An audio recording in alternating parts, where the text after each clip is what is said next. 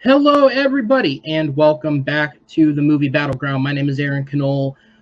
Welcome back, guys, and we are here for part two. I hope you guys enjoyed that little break in between. Take a breather, but we are back. Different players, different judges, but the same game. This is, as I said earlier, our first ever two-part event, double upload, whatever you want to call it. Two huge matches back to back. If you happen to have missed the first match in Medee Raymond versus Matt Beer, be sure to check that out after this one.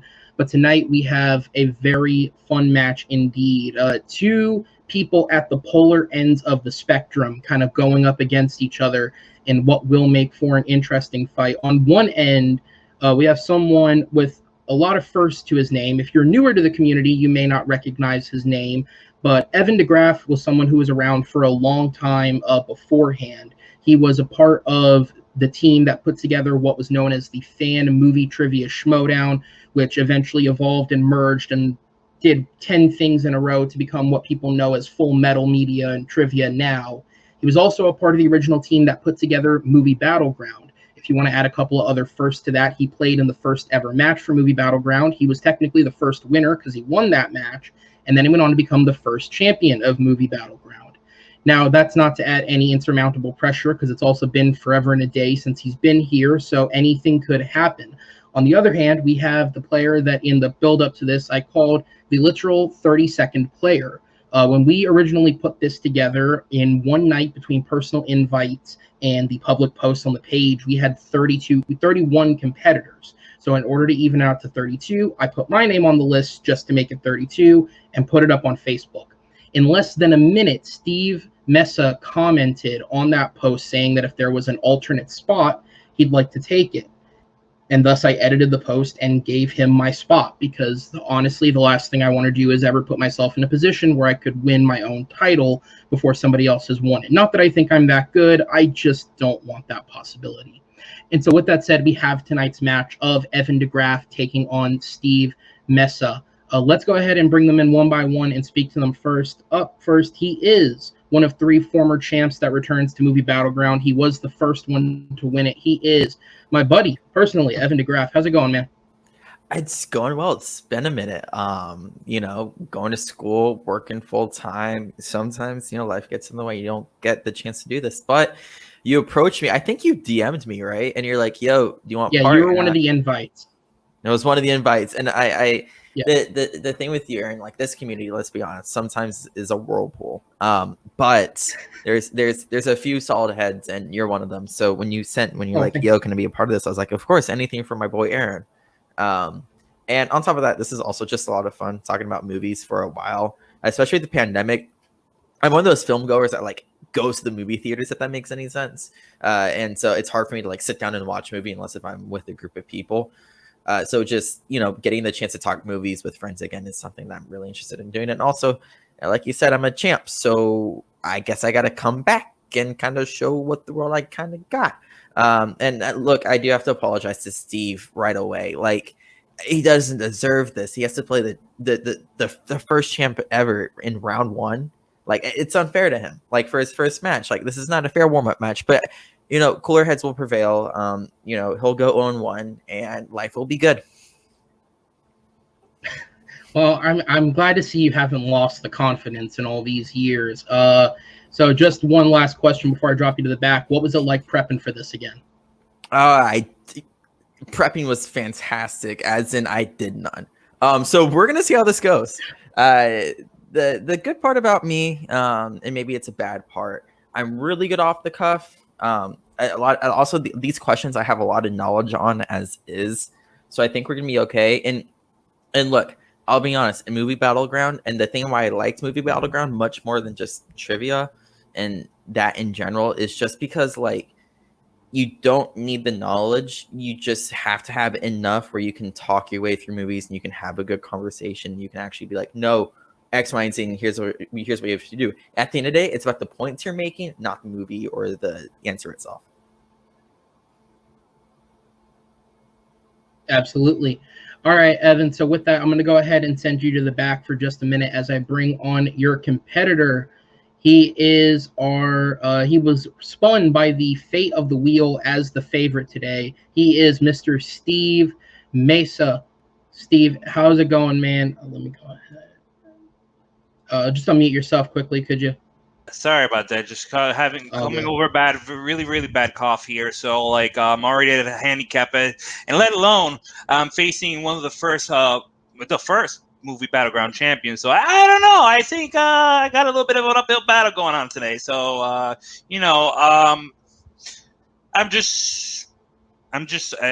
hoping to pull something out, something positive here, and we'll see what happens.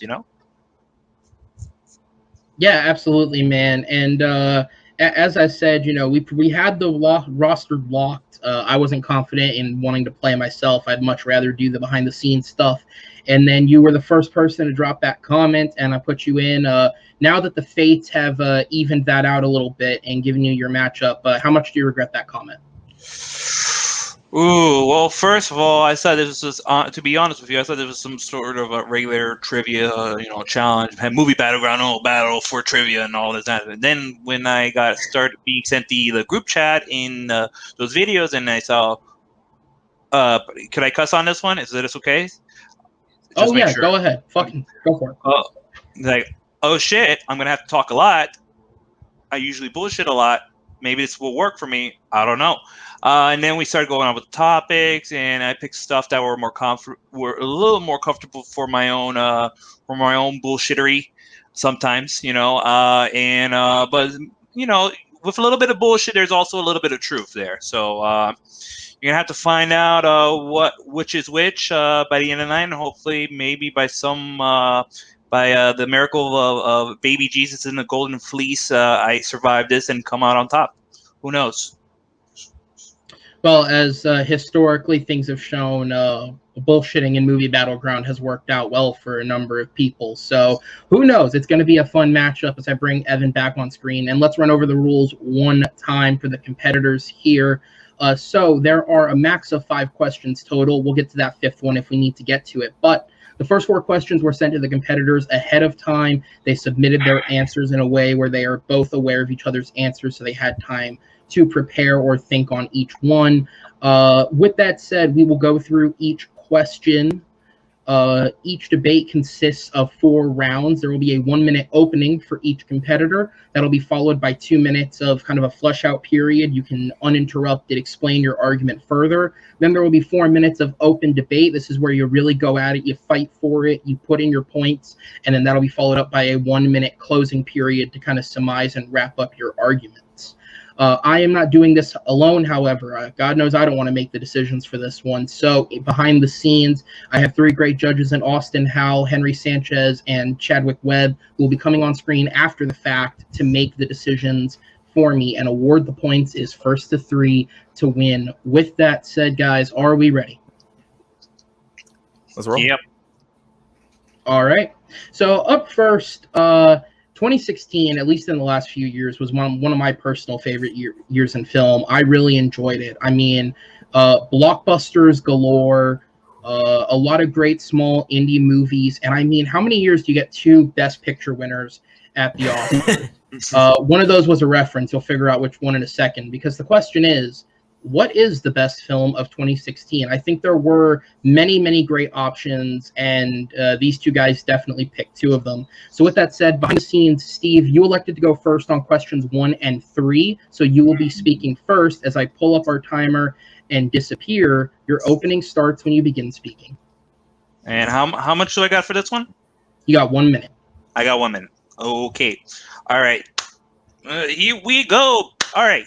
So my pick for best movie of 2016 is not only the best film of 2016, but also one of the best films of the decade, that would be Moonlight, based on an unproduced autobiographical play from playwright Terrell Alvin McCraney. Writer-director Barry Jenkins tells a relatable yet unconventional coming-of-age story about the life of a young queer black man growing up on the streets of Liberty City in Miami. Jenkins utilized a terrific ensemble with outstanding performances and a sharply written script to make Moonlight a moving, multi-part portrayal of a young man's self-awareness as he becomes a young adult. All right, so you do still have 20 seconds, but if you'd like to cede your time, you absolutely can. Great cinematography by James Laxton. Great ensemble cast. Marshala Ali as the Afro-Cuban pimp, Naomi Harris as the drug abuser, and Janelle Monáe as the pimp's friend. Finance. And that is going to be time. All right, we'll jump over to Evan. 1 minute on the clock for your opening. Time starts when you speak.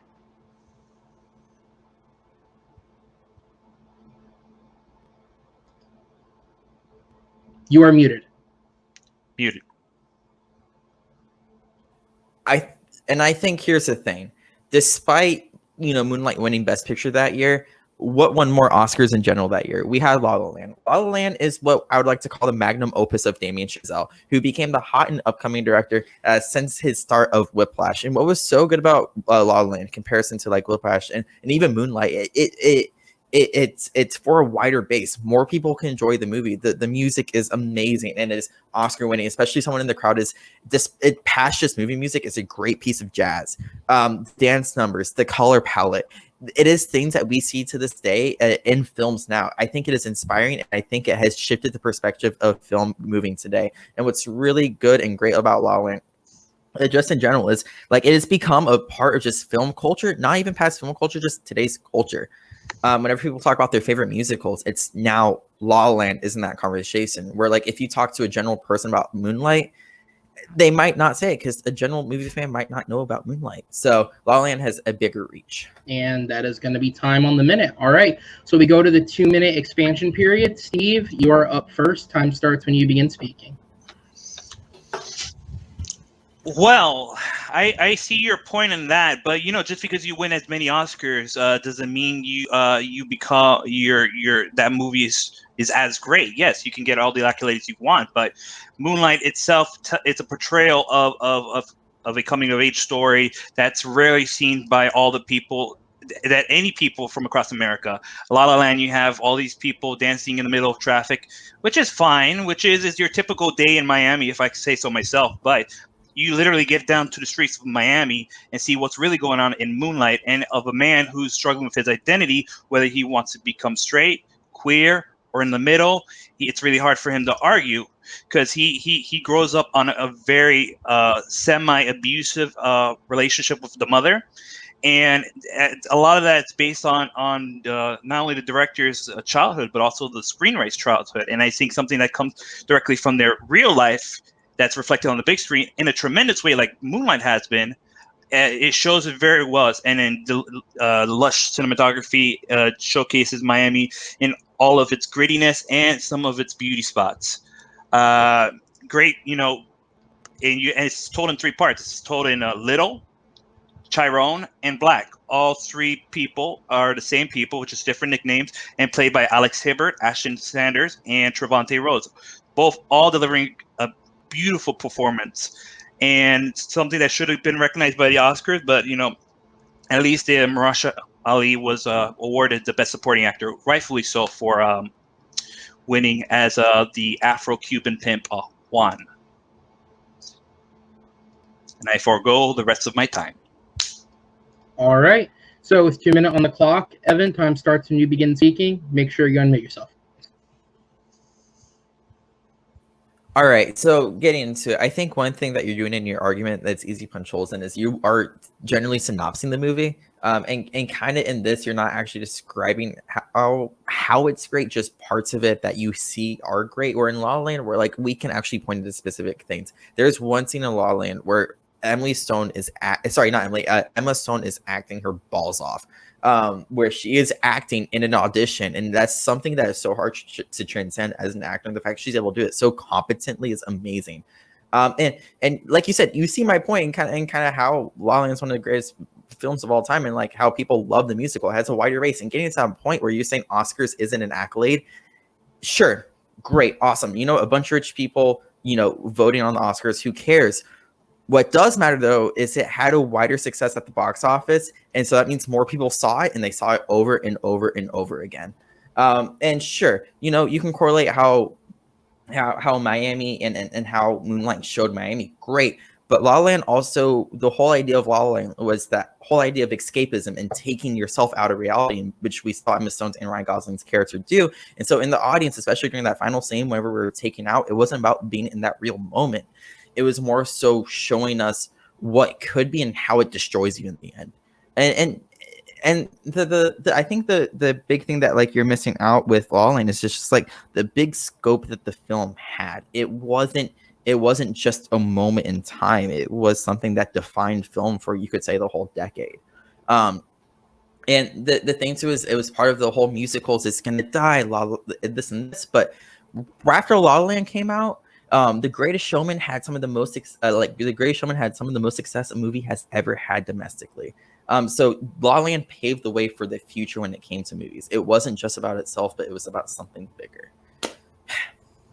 All right, so that'll be time on that. We move on to the open debate round. There's 4 minutes on the clock. The time starts when the first person begins speaking. Listen, I'm not good. Don't get me wrong. I liked La La Land. I did like La La Land. I enjoyed it for what it was, but I just felt, for me, it was just, I mean, I liked it enough, but I felt like trying too much, trying to imitate a Jacques Demy musical, in my opinion. I think Moonlight, you told me what descriptive about Moonlight it should describe it. It's not really, Moonlight is not too much of a story-based experience, kind of like basically what was done 2 years prior, which was Childhood, which is not, wasn't a story told. It was a story told chronologically, just like how Moonlight was done, but it wasn't too story-based. It was more about how those experiences reflected on how the protagonists grew up around their surroundings. So I'm confused. I'm confused because I don't know why a character story comparison to a movie plot, or why a story-based story versus why a character story, it shows why a movie is better or worse than the other. What I think what I'm trying to get across, like, to you and to everyone else, is that like the thing between these two movies was it was so hard to define which one is better or worse because they're completely different, and we're out here trying to compare them. So you have to use like actual things and tangible things that we have, and that's what I'm trying to get across is like, despite the Oscar flub, both movies got so much hype after that, and what has stood the hype after the test of time, especially in the wider audience, people have talked about La La Land more. And who got the bigger movie afterwards? Damien Chazelle did. First Man had such a bigger budget than If Beale Street Could Talk, and on top of that, more people prefer If Beale Street Could Talk to Moonlight. Like, it's just one of those things where like La La Land had such a big piece in film history where Moonlight was just a part of that piece, unfortunately. Now, what part of that piece of film history are you speaking of, aside from the flub that happened at the Oscars? I mean, both Moonlight and La La Land both can share or commiserate in that experience that they won. They got the Oscar. Damien Chazelle got the Best Director's Oscar, yes. Emma Stone got the Best Actress Oscar and a bunch of production. But we do have a common thing in which we could somewhat commiserate while La La Land was announced as a winner, and then Moonlight was the actual winner. And in either way, but you literally just said Oscars don't matter. No, I'm just talking about. And on top of that, in past of what I'm talking about, it's because it paved the way for musicals to be more successful in the future, and all that color palette and as that Kino cinema that people like to talk about, like that was part of that, and that was part of that wave. Well, I think this was okay. I respect your opinion. But I think Moonlight paved the way for filmmakers such as Barry Jenkins and screenwriters such as Terrell Alvin McCraney to tell personal stories about their personal life. Yes, it's been done before, but it's been done through other avenues. It's been done in Hollywood through different machinations. And I feel like Moonlight had paved the way to have filmmakers tell more a personal story and more of a queer story in which we've never really seen a story just like the one that's been told in Moonlight. I mean, sure, and I get what you're saying, but queer cinema was also getting that paved path even before Moonlight. Moonlight was riding that wave, and for sure that story is hugely important. As someone who goes to Florida State and where Barry Jenkins is an FSU alum, like, yeah, for sure he is making impacts on impacts. However, like, I think he was a piece of the bigger picture where La La Land was the big picture. All right, so we'll go ahead and close out that round. We'll go on to our 1 minute closings. Steve, you're up first to finalize your argument. 1 minute on the clock when you begin speaking. Okay, so my opponent has made very valid points, and I'm not going to argue that La La Land has paved the way for musicals to come in the future, but Moonlight, in my opinion, is a little bit. It's a very unique artistic creation of itself in terms. Yes, queer stories have been told before, but queer stories such as this one have never been. I don't believe have been told before like this, told in 3 different parts of a life, played by 3 different actors, basically in terms and reflecting the city that they live in via all their surroundings. And I just believe that Moonlight is pretty much an amazing coming of age story for those who are struggling to find their own identity. All right, and that is a close on that argument. Evan, you have 1 minute left on the clock. Time starts when you begin speaking. Right. So here's the download. You said I already have very valid points. That should be book, shut, close, open. That should be it. However, I'm going to run with it. You also said it's a unique artistic creation. I don't think we have seen anything like La La Land. The closest thing that we have is Umbrellas of Chernobyl, but even then it's such a different move to that movie. It's wildly different. And then I'm gonna say this too, and this I don't think this is done this much in Movie Battleground. I think you miss out on the biggest point here. It helps pave the way to like progress Black cinema just in the little box that it was in. After that, we had movies like Get Out. We had Black Panther come out. Like Moonlight was a part of that trigger that helps pass it. And I think that was a point that you really could have grasped on. But I'm gonna finish this out. La La Land was a movie that transcended not just time but also the future of movies, and it also not just appealed to us but it appealed to everybody, and I think that's what made it special. All right, and that is going to be a close on our first round. I'll pull the timer off screen. Thank you, gentlemen. It was a good debate. You can tell they're both very passionate for their arguments as I send them to the back and bring on our 3 judges. So I'll give them a second to come up with their final decisions before heading to them by throwing a couple of numbers first. So in terms of Oscars, which was brought up, Moonlight was nominated for 8. It won 3. La La Land was nominated for 14 and won 6. Obviously, both films won major awards. Moonlight took home Best Picture. La La Land took home Best Director. Both took home an acting award, one for Emma Stone, the other for Mahershala Ali. And I believe both at least had screenplay nominations. I believe Moonlight may have won theirs. The other thing that was brought up was the box office. Both were hits in their own range. Moonlight cost about $1.5 million to make. It made $65.3. La La Land a little more expensive at $30 million, but it did make just under $450 million worldwide. So they both did make good amount of money for their studios. The last fact that was brought up, just to kind of touch on it, was comparing Moonlight to If Beale Street Could Talk. Critically and audience-wise, they're both actually very close using Rotten Tomatoes like rating. Moonlight has a 98%, Beale Street has a 95% for critics. For audiences, though, Moonlight has a 79%, Beale Street has a 71%. So really what that means is audience like these movies way less than the critics. With that said, I will turn to Austin Howell as our first judge to make the call here. In 30 seconds or less, sir, tell me who gets the vote for you and what point sold it.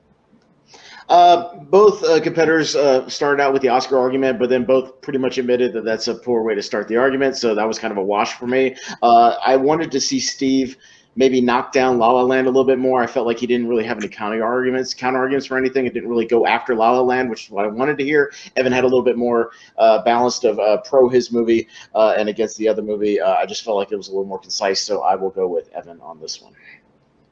All right, so Evan gets the first vote for this round, which means we will move on to Henry. In 30 seconds or less, who gets your vote and what sold it? I agree that the contradiction, or not, it just they counteract each other with the Oscar talk and the acting and a lot of just subjective talk of like, this movie's well made, great acting, blah, blah, blah. I really liked Evan's point where he talked about how this paved the way for musicals and Greatest Showman pretty much owes its success to La La Land.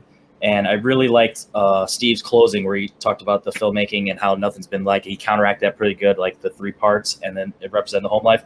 But I think, similar to what Austin said, that Evan just knocked Moonlight more than Steve knocked La La Land. So I got to give him that slight edge. Like I literally have it 11 to 10 like on my notes, and this was tough. And this is probably one of the hardest rounds I've ever judged. So great debate.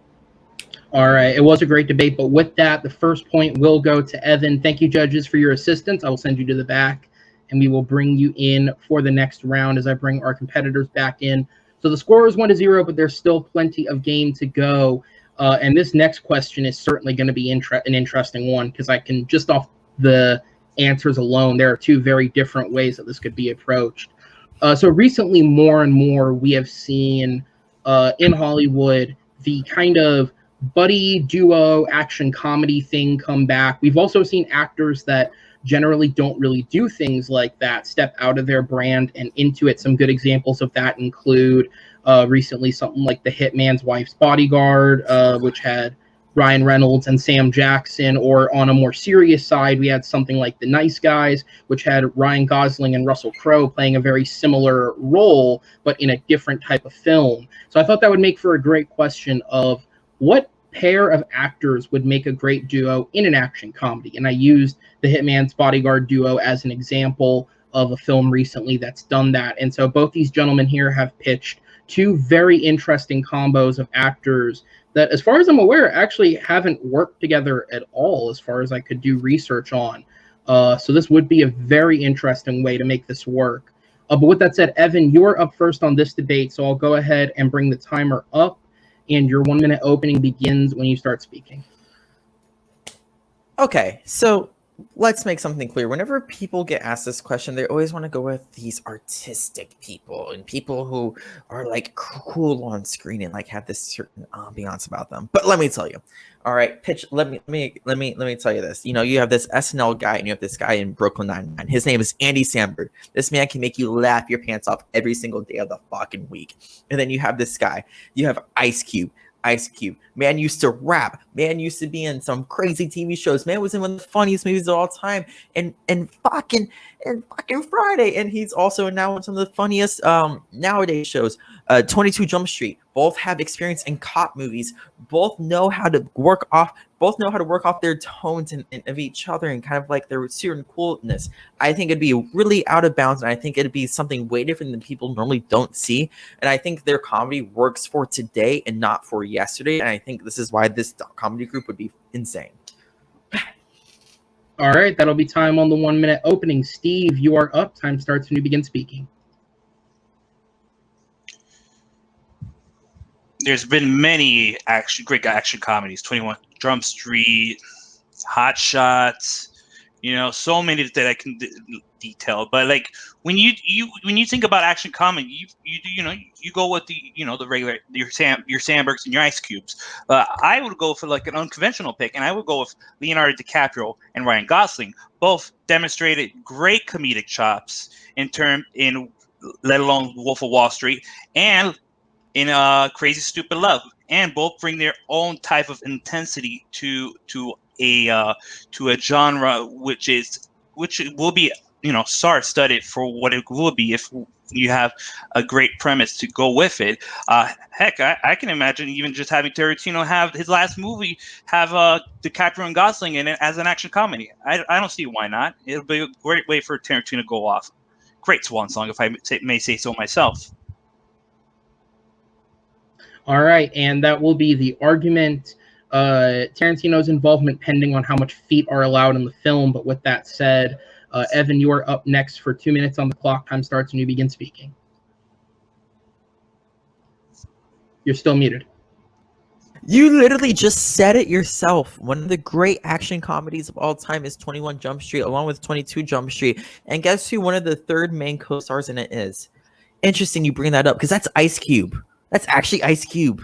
Ice Cube is the main police commissioner in that. And guess what's crazy? Without him, he's the glue of those two. And I think without being the glue and having him have more acting and more freedom, he'll have the chance to be even funnier in that movie.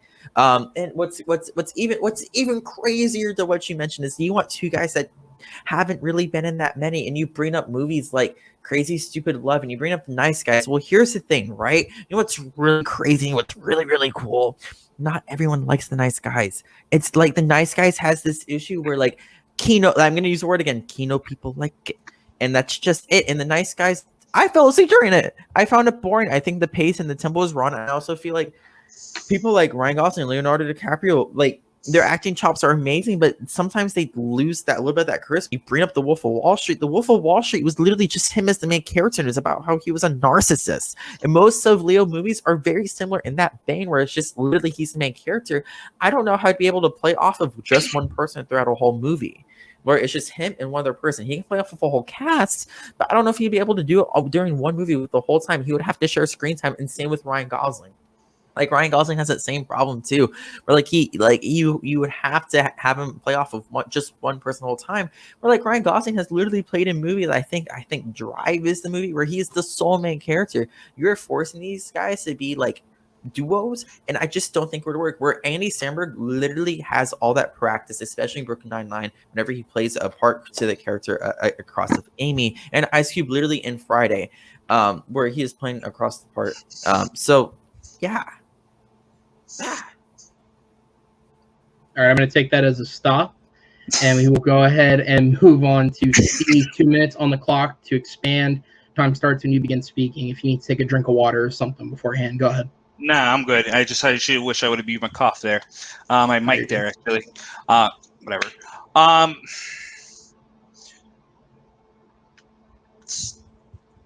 So, thing of it is, with your pairing of Andy Samberg and Ice Cube, you have the funny white guy versus the serious black guy, and we've seen this done many a times in different iterations, in different years, in different types of action comedies. We've seen that many times. What would make this any more different? Andy Samberg, Ice Cube. Oh, it's Brooklyn Nine-Nine, the movie. People would some say, oh, we've already seen this. What? Is this going to be a funnier version of Lethal Weapon? I don't know.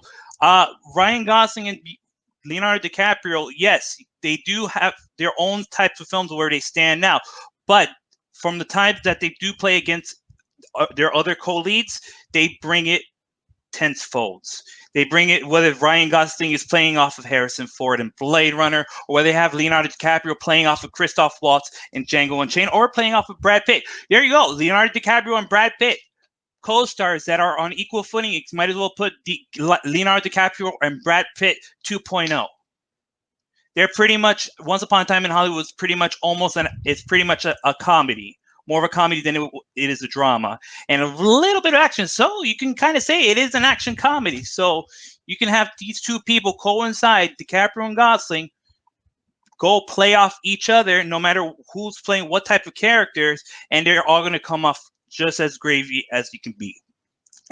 No offense to Andy Samberg and Ice Cube, but we've already seen that. We are seeing that many times in some successful movies, and in some movies that tend to fall flat on their face a little bit. But DiCaprio and Gosling is the way to go if you want something a little more original. All right. So with that, we'll go ahead and move on to the open debate round. There are 4 minutes on the clock. The time starts when the first person speaks.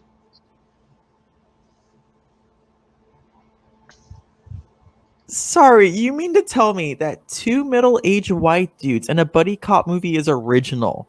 I am so sorry, but nobody wants to go to the theater and watch two middle-aged white dudes make a comedy. That's just boring. We've seen it. It's played out and it's dumb. And I also got to make a point. A funny white guy versus serious black guy.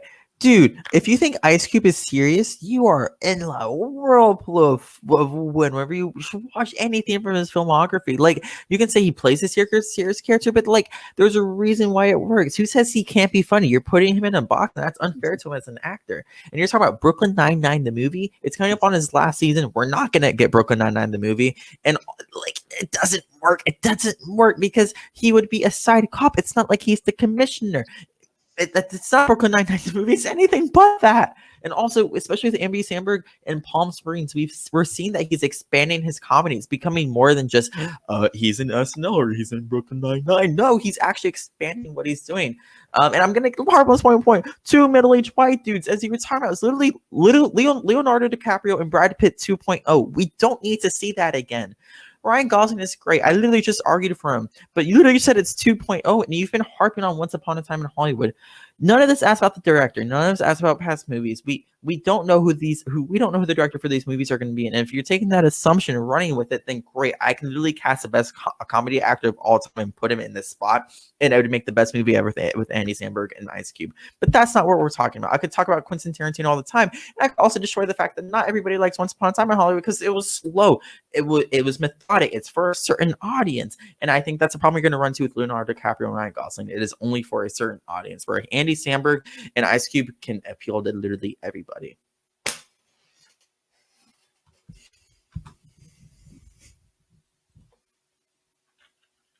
You're muted. You're muted, Steve. Sorry. There we go. I'll pause the clock for a few seconds. You say Andy Samberg has taken a new direction in Palm Springs. Yes, it's a new direction. But what makes you think he won't go back to his regular old ways and doing raunchy, stupid comedies with his boys of the pop star fame and of the hot rod fame and of all that other stuff? I mean, yes, one good general decent role in a movie that's very unique in itself, yes, but doesn't mean he can't fall back into his old ways. Ice Cube, yes, Ice Cube can be Ice Cube. I've seen his filmography. 95% of his filmography is serious black dude.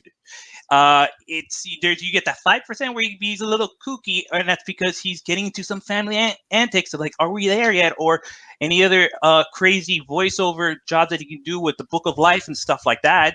Leonardo DiCaprio. I have probably faulted my argument in terms of saying Ryan Gosling is 2.0 Brad Pitt. I might have faulted myself on that, but you argued that they couldn't correspond with one another. They can't go play against each other. And I've proven the point bringing up Once Upon a Time in Hollywood, not that it's a better movie, but that the fact that DiCaprio, an actor of his caliber, and Brad Pitt, an actor of his caliber, both people. No, Once Upon a Time in Hollywood does not literally prove anything. It proves nothing because that is an anthology movie where there are different parts and different things. That has nothing to do with it being a buddy cop movie where they have to get along on screen the whole time. But you said that they didn't work well with others, and I told you that people like DiCaprio and Pitt who have worked well by themselves can fend off each other, and so can DiCaprio and Gosling. Great. Then Brad Pitt and Leonardo DiCaprio can make a buddy cop movie together, but this is about Ryan Gosling and Leonardo DiCaprio, and that's a different fucking conversation.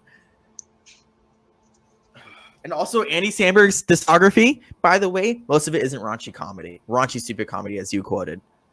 And that is going to be time. That is time on the open debate. All right, we have 1 minute to close. Evan, you're up first. Time starts when you begin speaking. Look, the thing with Ice Cube and Andy Samberg is it appeals to multiple people. Ice Cube will appeal to somebody like my dad. Ice Cube has been in the game for a while. Comedies like Friday, and also to new people as well, 21 Jump Street. But Ice Cube is for the people like my dad's age. But Andy Samberg has been raised in comedy with people like my generation. So not only will this comedy just be for middle-aged white dudes, like Steve's comedy would be for, it would be for literally everybody. And I think that's really good. And I think putting people like Ice Cube in a box is also like perpetuating that like people like Ice Cube can't do more. And I think that's unfair. We've seen with people like Dave Bautista, they can axe the shit out of them. You just have to have decent direction. So I think this is like Andy Samberg and Ice Cube can do something more, where I think Leonardo DiCaprio and Ryan Gosling, we have seen what they can do. And do we really even think they would want to do a buddy cop movie? They would have done one by now. They really would have. So Andy Samberg and Ice Cube, they are generally something that honestly we could see in the future, where Ryan Gosling and Leonardo DiCaprio we might not be able to see. All right, and that is going to be time. Steve, you get the last word on this fight. 1 minute on the clock. Time starts when you begin speaking. Some people say DiCaprio and Gosling, impossible. Some people being Evan. And some people saying, of course, Samberg, Ice Cube. Yeah, that's an obvious marriage in action comedy. Yeah, that's obvious. I will say the same thing. If Andy Samberg and Ice Cube wanted to work with one another, they would have worked with each other by now.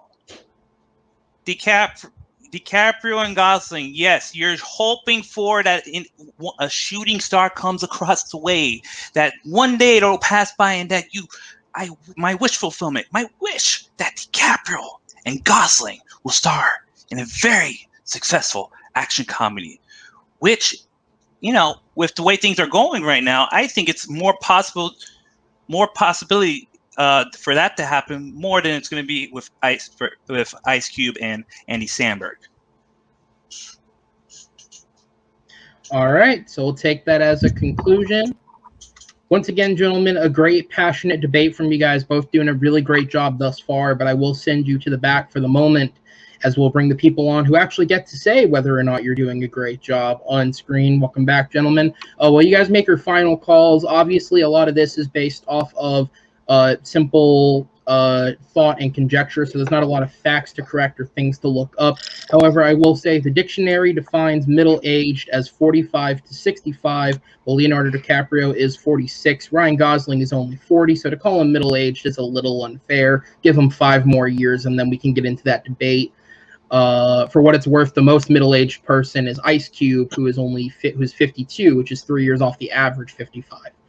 With that said, Henry, I shoot to you first. In 30 seconds or less, tell me who won it for you and what sold you on the win. So this debate is a perfect example of why I can't wait to get back to doing this, because there's just so many missed opportunities on both sides. One thing that Steve did is he fell for the bait. Evan gave him the bait of, let me talk about something, and Steve wasted a lot of his time talking about the one thing instead of just counteracting it and moving on. So it went from balanced to really weighing in Evan's favor. And I feel like Steve missed a lot of opportunity to add to his argument or knock Evan's argument by just counteracting one point of, would technically Leo and Gosling be able to do this? So Evan was able to get more points, and I got to give it to Evan. All right, so the first vote goes to Evan. Chad, we move down to you. First off, welcome. This is your first time as a judge. With that said, in 30 seconds or less, tell me who won it for you and what won it. Okay, Steve won it for me, actually. They both did a great job selling their pairings, and I kind of want to see both of these movies. However, I thought that Steve did a great job with basically saying that Evan's choices were more predictable, not as original. And then I felt like Evan spent a lot of time trying to trash The Nice Guys, which is a fantastic movie, and it's hilarious. And then I'm sitting there thinking, like, Leo, though? And then Steve was like, oh, yeah, but, like, he was kind of hilarious in Once Upon a Time in Hollywood. And I was like, oh, yeah, he actually kind of was. So I feel like he's right in kind of the way that, like, the other pairing might be a little more too predictable. And then he also kind of said something about funny white guy versus serious black guy. And then Evan was trying to say that Ice Cube is not the serious black guy, but he is usually, so. All right, so that's 1-1, which means we go to Austin. In 30 seconds or less, Austin, who got your vote and what sold you on it? I think Steve absolutely eviscerated in this round. I loved his opening 2 minutes of Brooklyn Nine-Nine, the movie. I thought his counter arguments of that Gosling has done this in The Nice Guys, DiCaprio has done this in Once Upon a Time in Hollywood, maybe not the full force. I really am intrigued by that. And the fact that he said that Ice Cube and Samberg would be somewhat of a retread of things we've already seen with 21 Jump Street and Brooklyn Nine-Nine. I thought Evan was flailing. I thought he did not have a whole lot of arguments in this one. He was just kind of frustrated and flailing around. My point goes to Steve on this one. Okay. All right. So with that said, that means the second point of the game will go to Steve. It is at a 1-1 draw. All right. So we're going to go ahead and send our judges to the back and bring back on our competitors. The score is an even 1-1 as we move into round number 3. And with this question, for those of you who are doing your due diligence and watching every Battleground match, first off, I appreciate you guys. I really do, because if anything, this is all for the entertainment of those watching. But due to an error on my side, this was actually a question that was propositioned to 2 different matches. Thankfully, we got 4 different answers. So if you guys saw the previous match, of Tyler versus JD. They both gave two very different answers to these gentlemen, so I can see this being a very different fight, and thus that's why I didn't bother changing it. The question is, what is Pixar's most underrated film? They are a studio that is known for being critically acclaimed on all levels, which means something is bound to slip below the books. And what is it? With that said, Steve, you are first up on this one. So as I bring our timer up on screen, you have 1 minute to open. Time starts when you begin speaking. You are muted. I gotta stop that. Hello. My pick for the most underrated Pixar movie would be the movie Brave. It features an all-Scottish cast, almost all Scottish cast, Emma Thompson accepted, Kelly MacDonald, Billy Connolly, Robert Coltrane, Kevin McKidd, so much more. And it's also happened to be the first Disney princess that was created by Pixar. It's a story about a empowered young woman who runs away from her fate, and only to end up having to inadvertently turn her mother and eventually her brother, spoiler alert, into bears. People might want to say that it's a retread of another Disney movie, but I think it's a unique movie that that shows that there's always a room for female empowerment in a children's film, and this was one of the films that helped pave the way to lead to such films such as Frozen and so much more. All right, so that'll be the 1 minute opening. We'll flip over to Evan, who opens next. 1 minute on the clock. Time starts when you begin speaking. Steve, I feel so bad for you that Aaron gave me this question. I can't lie to you. So the most underrated Pixar movie of all time is Ratatouille, and I will lay out why. And everybody's list, you see Ratatouille might be like number 7, or it might be just outside the top 10. And for whatever reason, people don't like movies about rats cooking. But the thing with Ratatouille is it is Brad Bird's magnum opus. It is Pixar's magnum opus. It is a movie that even kids didn't like at first a little bit until it's grown on us. I didn't like it at first seeing it. And everybody looked over it because it was a movie about a fucking rat cooking. But the more layers you pull back and the more you actually see the bigger picture, Ratatouille is a movie about art. And it's about how people perceive art, and it's about how they want to move forward in art. And the box office doesn't reflect Ratatouille's success and how it helped influence animation in the future and actually end up being more retrospective inflection. Because the movies that came after Ratatouille were Up and Wall-E. Ratatouille was the canvas for something more, and especially in Pixar. I only had a minute, so I'm sorry. That is going to be time. Hey, you got it in under the minute. It works. We go over to Steve. 2 minutes on the clock for you. Time starts when you begin speaking. You're muted. All right, so you say you got Ratatouille. It almost seems like an unfair matchup here. You have Ratatouille, which is a very great film, and you have Brave, which is some people would say would underscore it as like a little bit of an underdog movie, even though it did win the Academy Award, which also Ratatouille won the Academy Award that year as well for Best Animated Feature. But a lot of movies just feel that this movie paved the way for a lot of female-centric animated movies like Frozen. And it also has a message in which it tells you that it's sometimes it's about family, and sometimes if you don't repair the tension that you have in your family, you never know that the next day that it might be gone, and you will never be able to say, "Oh, I'm sorry I did this. I'm sorry I did that." And Brave does that in such a unique way, and in such a magical way that it becomes something a little bit less about female empowerment, even though that's what the front of the movie is about. It's mostly sold at. It's mostly about family and forgiveness, and trying to not to tear into each other and to pick at each other's flaws, no matter how flawless or how flawful one character can be.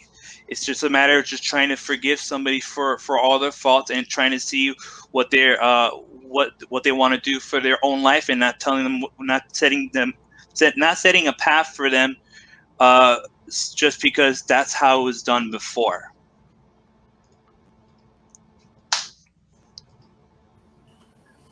Yeah, that's fine. Sorry, I was getting the timer up there, but you are good. All right, so 2 minutes on the clock to expand and rebut. Time starts when you begin speaking, Evan.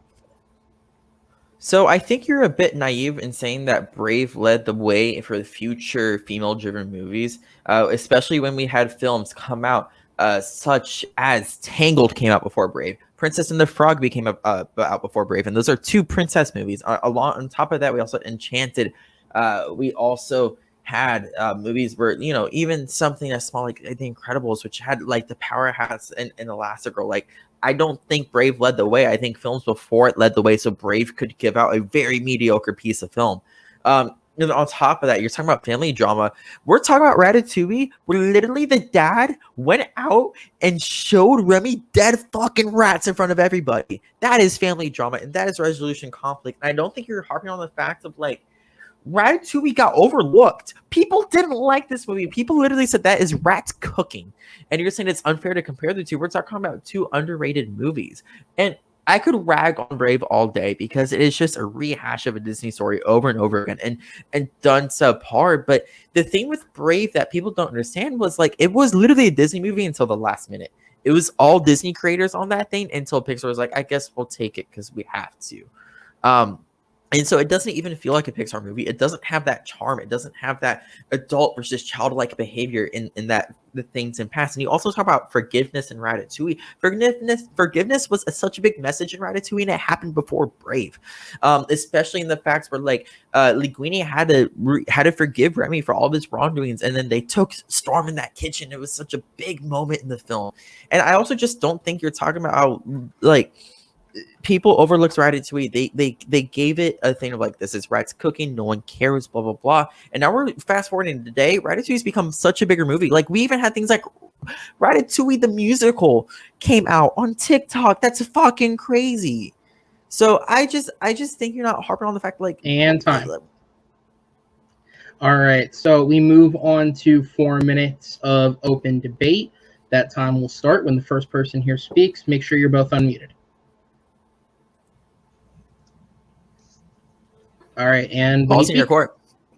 Balls in my court. Balls in my court. All right, you know, you were making the argument that, you know, people were not taking Ratatouille seriously. Yeah, maybe not at the time, which was what, the year of our Lord 2007. They weren't taking it seriously, but eventually people like a fine wine, if I may say so myself, if you don't mind me asking. If Ratatouille has aged very well, and heck, they even have it. Ratatouille has their own ride, and so the question here is that what is Pixar's most underrated film? You've argued that Ratatouille is his most underrated is Pixar's most underrated film, but you have also argued that it is not Pixar's most underrated film. If anything, it has aged like fine wine. It was not appreciated at the time of the year of our Lord 2007, but you know, right now, Ratatouille is considered a classic. Okay, so do me a favor. No, do me a favor, please do me a favor. Whenever people talk about Brad Bird's top 3 movies, what do they talk about? You know, what do they talk about whenever they're like, what is Brad Bird's number 1 or 2 movie? They talk about The Iron Giant, and then they talk about The Incredibles. They never talk about Ratatouille. They always look over it because they just think it's some dinky film. It was always much smaller. It wasn't as big in picture, and it wasn't as what people wanted to see. And you talk about underrated, and you talk about overrated, and you talk blah, blah, blah. At the end of the day, the general audience saw more of Brave. The box office for Brave has always been bigger and always will be bigger. What type of merchandise do you see in the streets every single day? You see some Scottish Brave merch, where in Ratatouille, you barely see that. And sure, you talk about a Ratatouille ride, but do you know why it happened? I don't think you're talking too much about the why the Ratatouille ride happened. Because it was easy, because it made sense, because it was in Paris, and because it was in Epcot in Paris. It was always had to be tied to Paris, and it couldn't be its own thing. So I think you're looking and overstating just like how small Ratatouille is in the bigger Disney and Pixar picture, where Brave is still this massive success. I live in Florida. I go to Orlando all the time.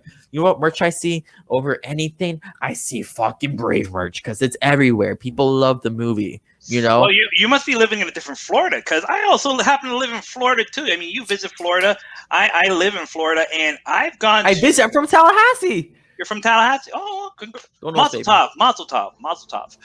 You know, you live in Florida, I live in Florida. You live in the north, I live in the south. But I've gone to a lot of Disney stores in my heyday, and there's hard there. I don't know which section of the Disney store you go to, but there's hardly a section of Brave. It's with all the other princesses.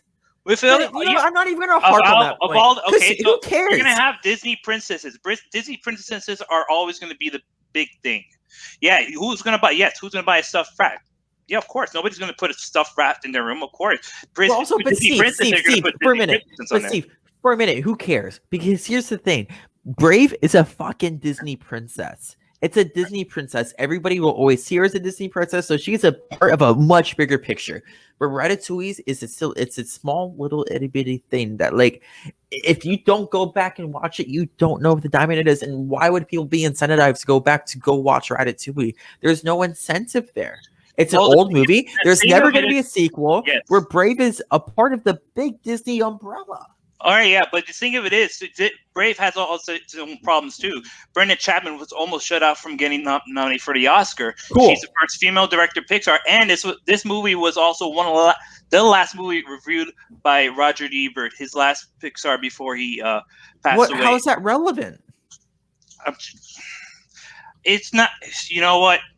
You're right. It's not relevant. I'm really putting myself in a hole here, but I'm just saying Chapman had a more of an uphill battle than Brad Bird ever did with he was making. No, actually, Brad Bird. I will talk about this in my closing because you are dead wrong, and I think that's okay. All right, prove me dead wrong then. All right, things are getting heated here. That is going to be time on that round. We have 1 minute to close. Steve, you do close first, so you have the chance to speak and build. 1 minute on the clock when you begin speaking. Come on, Steve, give it all you got.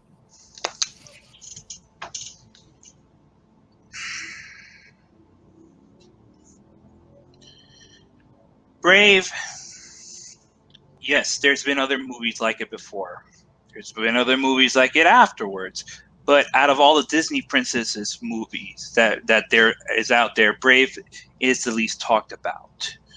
You got your Pocahontas, your Cinderellas, you got your Princess and the Frog, you got your Enchanted. But Brave, it tells the same story, but in a different content that's not been done. It's basically a Scottish fairy tale, and it's a fairy tale in which it's less about female empowerment and more about repairing the family bonds that have been separated due to different visions of what the mother sees and what the father sees for their daughter's life. And it's underrated in the fact that it just doesn't. It's underrated in the princess category, and it's underrated in the Pixar's film. Ratatouille is a huge hit, hence the musical and the writing. And that is time. All right, so 1 minute on the clock for Evan to close this out. Time starts when you begin speaking. You're still muted. That's the recurring theme of this. All right. So Brad Bird had to go into a movie that already was struggling, already had a director connected to it, had to reframe the script, and came into it when the film was already like a quarter of the way shot. It was a big thing. It was a pivotal moment in Pixar. They were literally about to sell to Apple, and they didn't because Pixar flopped. If that movie didn't flop, Pixar wouldn't be what today. And you're like, sure, well, compared to other Pixar movies, you're comparing Brave to other Disney movies, not to other Pixar movies. And that's the bottom line of your argument right now. And here's the thing. You're like, oh, it tells the same story about forgiveness. Ratatouille did it before that. And I know I've already harped on that point, and I'm sorry. If you want to compare it to other Pixar movies too, people love Toy Story more. People love The Incredibles more. People love Monster Inc. more. People also love Brave more because it's a Disney princess movie. People love all these other movies more because it's more palatable. People are like, oh, this makes more sense as a movie. You know, people love Cars more. I just think you were taking like Brave and you're taking a Disney princess movie that just got weirdly put in as a Pixar movie and trying to compare it to everything else when Ratatouille is truly like the ugly duckling. And that is time. All right, that is going to be time on the seriously another great argument. Lots of passion on both ends from these guys. So they will go sit in the back for the time being as I bring on our three judges to make the calls here while they come up with their final decisions. A couple of things I was able to look up and run facts on for anybody curious. The entire cast of Brave, as said, is almost entirely Scottish. There were only 4 actors in the entire leading cast, I'm sure if we go smaller, there's a bunch of American voice actors. But in terms of the leading cast, only 4 were not from Scotland. Obviously, the aforementioned Emma Thompson, who is English. She was also joined by Julie Walters, who is English, as well as Steve Purcell, who is an animator. He is from America. And, of course, Pixar's favorite golden boy, John Ratzenberger, who is probably doing a half-decent Scottish accent. In terms of box office success, both definitely made money. Brave made $540 million off of $185 budget. Ratatouille made $620 off of $150 million budget. However, neither are in Pixar's top 10 highest grossing films, some of which did come out before them. So that's worth putting out there. In terms of critical reception, Brave has a 78% like rating on Rotten Tomatoes, a 75% audience rating. Ratatouille has a 96% critic rating and 87% audience rating. The amount of people who have reviewed it are around the same. Both films also did win Best Picture at the Oscars. To talk about the directors who were brought up, for the one who wasn't brought up, Brave co-director Mark Andrews made his directorial debut with this film. He did not direct another film for Pixar and has since left. In terms of the other two, Brenda Chapman and Brad Bird both actually had big directorial projects before signing on to Pixar. Brad Bird had the obviously mentioned The Iron Giant, but what a lot of people may not know is Brenda Chapman was actually the director of The Prince of Egypt for DreamWorks in the late 90s, so she also had a film. And as another person who lives in Florida, I actually live in Orlando, right by Disney. Brave is seen a lot around the park. Generally, as said, it is always associated with the princesses. You'll see Merida usually as a costume, never on her own, but with a group of princesses. I have never seen a giant fucking rat walking around Disney because that would be horrifying. And as for the Pixar ride, Disney cares so much about that ride. It was announced in 2017. It's still not yet open. With that said, let's go to the judges for the decisions. They should be more than ready. Chad, I jump to you. 30 seconds or less. Tell me who won it for you and what sold you on it. Yeah, both made great points about why their movie was underrated and great, but I had to go with Evan overall because it's just he really hit on Brave a lot more than I felt like the other person hit on his movie. He said that Disney, it feels like more like a Disney movie than a Pixar movie, and it doesn't feel as influential as maybe the other person might have led on. So yeah, that was it. All right, and then I go to Austin. Where does your vote go to and why in 30 seconds or less? Yeah, once the competitors finally got to the question, which for me took a while, but once they started hitting about the question, I thought Evan had a few more points. I especially the one that kind of tilted the tie for me was when he brought up that it was kind of underrated as one of Brad Bird's movies as well. That was a great point that kind of tilted the scales for me. So mine goes to Evan this round. All right, and so with that, for 2 votes to Evan, that means the second point will go to Evan. Judges, I appreciate you all as I send you to the back. We will see you at the end of the next round, and I bring back on our competitors. So the score I do really quick. I do want to apologize to Steve. Ratatouille is actually my favorite movie of all time, so I do get super duper passionate about it, and people do tend to shit on it. So I do apologize about my passion coming out. All right. So with that said, let's go ahead and move on to a question that relates to a studio and a group of producers who could probably use some fucking passion, because this movie franchise is more than dead at this point, with the exception of the ones that Kevin Feige is involved with. And since Sony doesn't have Spider-Man and their answer is to just take whatever villain is on their plate and stuff out a film with them, we thought we'd ask which Spider-Man villain would be best suited to have their own solo film. We've seen Venom, we've seen Morbius, we'll see Kraven, and apparently Silk's getting a TV show because someone's investing the money into that. So who is next? With that said, Evan, you are up first. So as I bring up our timer, 1 minute on the clock, time starts when you begin speaking. So let me paint you a picture. We have Norman Osborn and we have Harry Osborn. I think why a Green Goblin solo movie could really work is because it doesn't have to be told as a villain movie at first. It could just be told as a family drama between a dad and a son who have really hard times trying to connect and understand each other. And I think with that, you could build up enough drama where they reach a breaking point and they reach an understanding where like, oh God, I'm gonna go fucking insane. And I think what would be really cool and really smart, what more villain stories should do, is it reaches up to the point where they become a villain, and then the next movie is them with the hero. So we have a bunch of backstory, and I think a part of the inspiration between by this choice was Spectacular Spider-Man. They really did Green Goblin really well there, and you never knew who actually Green Goblin was, and I think that could be part of the fun with this movie. A noir, dark, almost a dark comedy in that kind of sense. But yeah, Green Goblin. All right. So with that said, we'll go ahead and move on to Steve for the opening argument. 1 minute on the clock. Time starts when you begin speaking.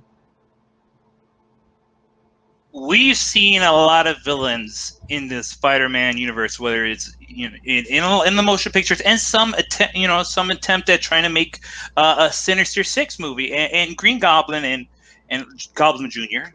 That's part of the Sinister Six. But there's also a member in the Sinister Six that doesn't get recognized as often, and that would be Mac Gargan, aka Scorpion.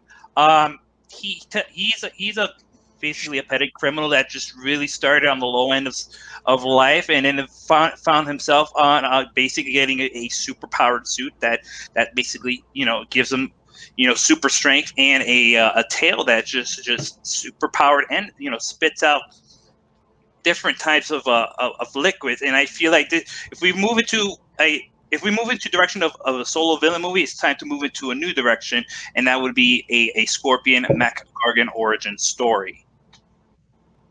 All right, that'll be time. We'll go ahead and move on to the second stage. Flush out your arguments. Evan, 2 minutes on the clock. Time starts when you speak. So something that you're noting on is Scorpion doesn't get recognized as much, and I think I thoroughly disagree with that, because we have seen him in the old 90s cartoon. We have also seen him in Spectacular Spider-Man. We have seen him now teased in the new MCU Spider-Verse. I think Scorpion does get recognized a lot. The reason why we don't see him completely fleshed out is because his character doesn't have that much depth. As you said, he's just a criminal that kind of has superpowers, and we've seen that before on the big screen. We've actually seen that in Sandman and Spider-Man 3, and I think, sure, while he had one of the better parts of it, but like that's such a small story, and I don't know if you can expand on that in the whole movie. Where I think if something you haven't seen outside of Spectacular Spider-Man, which I would argue is the best Spider-Man we have seen on screen and the best version of that, if you had a tale of both the dad and the son trying to like fight each other the whole time, and you never know who actually Green Goblin is, and you don't know who is having those psychotic breaks throughout the whole movie, I think it'd be much more interesting, and I think you can actually tell that as a villain story, because as we have seen throughout time, it's so hard to do solo villain stories. It just doesn't work, and nor does it have to be an origin story. Green Goblin could already exist, and that in itself would already be really interesting.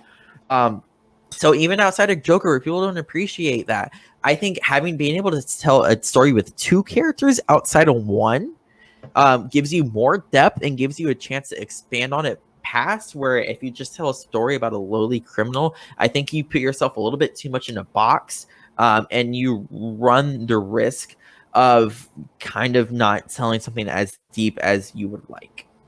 That closes my argument. Okay. All right. That works. So we jump over to Steve. 2 minutes on the clock to expand and rebut. Time starts when you begin speaking.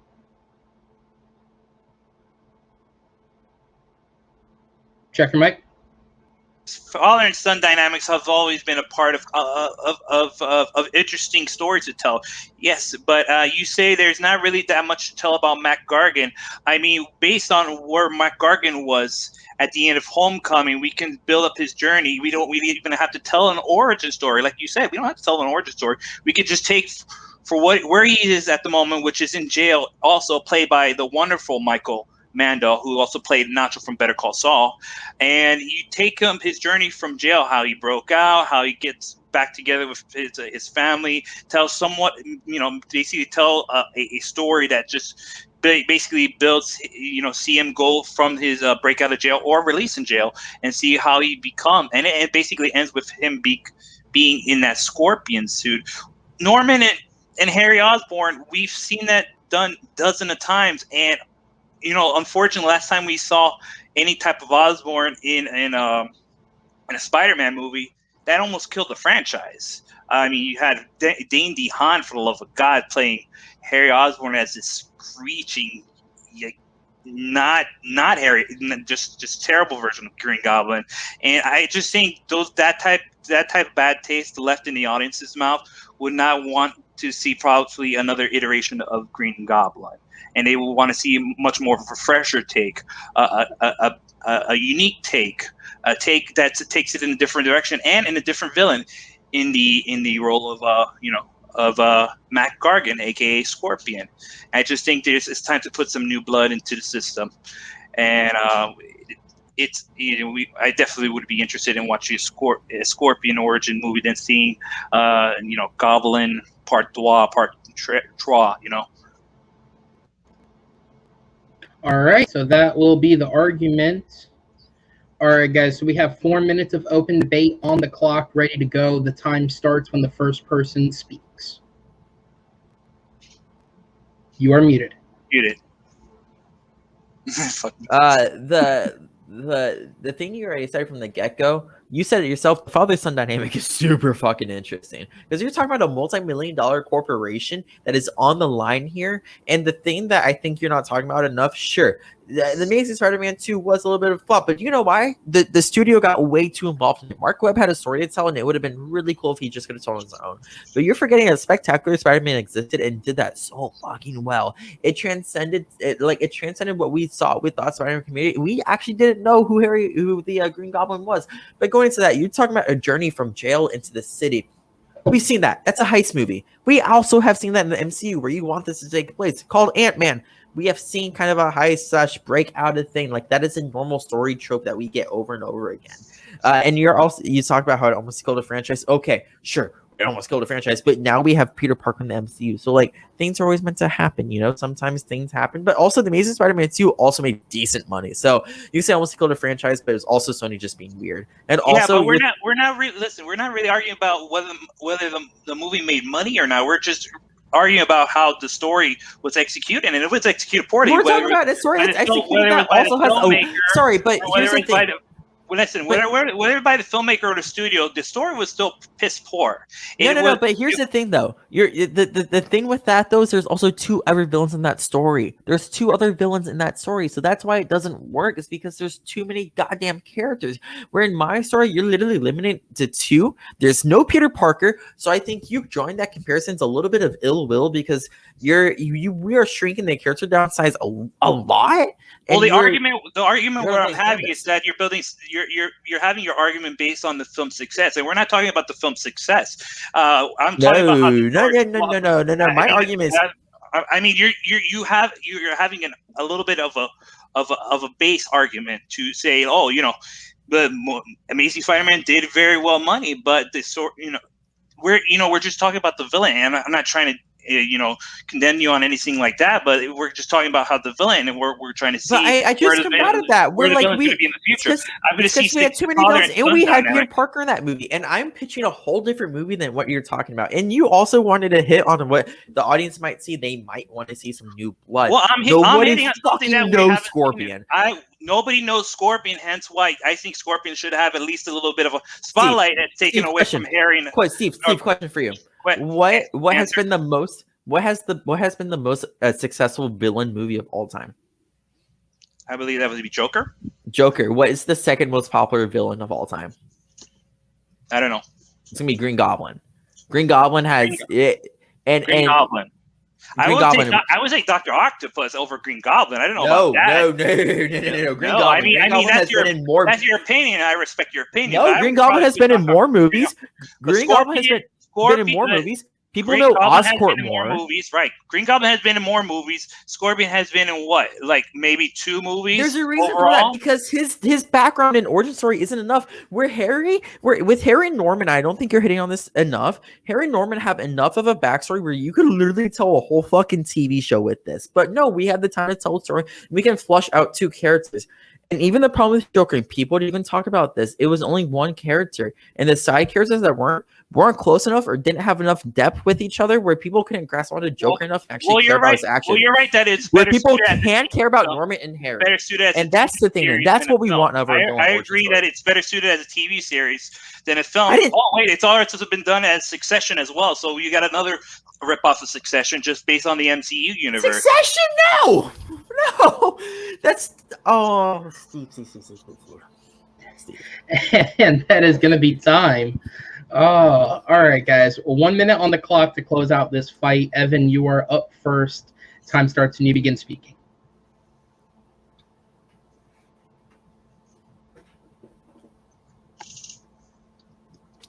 Okay, so to wrap this up, I think the biggest issue that we're seeing here, and I think the thing that Steve isn't hitting off enough, is Scorpion doesn't have enough depth. And at least to the general audience, Scorpion is literally, as he said himself, a criminal. As he pitched a story, will break out of jail and think, how are we supposed to grasp onto a character like that? I think the thing with Harry and Norman is that you literally have so much to play off of each other. Peter Parker doesn't even have to be in the story because it's just them two who are in the struggle. And I think we can also like have a really good play on mental health with this, because the whole idea of a Green Goblin is it is a mental break in their system. And I think being able to do this and having the audience trying to guess who is who and having a dark comedy aspect to this, because Green Goblin is kind of funny. Those clips are freaking great. And I think if you put it in the box where like bad filmmakers did a bad job with a villain with 3 other villains, then yeah, it's not going to work. But this is a story with 2 characters and maybe a couple of side ones, literally, but just 2 characters who are able to play each other in their emotions, in their trauma, in their past. I think this is a much bigger than just a single villain or story. And time. All right, so we're going to go ahead and move on to Steve. You say get the last word on this argument. 1 minute on the clock when you start speaking. Nothing's really known about Scorpion's backstory, and that's where I think where creativity, the creative minds of Hollywood would actually dip in and do something to gather all from different aspects of sources from the animated series, from previous iterations in comic books, from previous iteration of motion pictures, to create something new. It's just Scorpion's not that much of a big character, but the fact that we already seen Harry and Norman on the big screen before, while we're getting a villain that we've never had its own spotlight before, and it has been in the movie featured with 2 other villains in Spider-Man: Homecoming with the Vulture and Shocker, and he also managed to be able to try to do the best he can, even though he was not in the supervillain suit yet. But there's still many more ways that they can incorporate his journey from criminal to pure villainy in the future, hopefully later on in MCU. And that is going to be time on the clock, which means we are finished. All right, guys. Once again, another great, passionate round between you guys. This has been a fun match. If anything, Steve, send me your medical bills if your throat's absolutely destroyed. I'll have somebody else take care of that. So we'll go ahead and drop you guys to the back as we bring on our judges.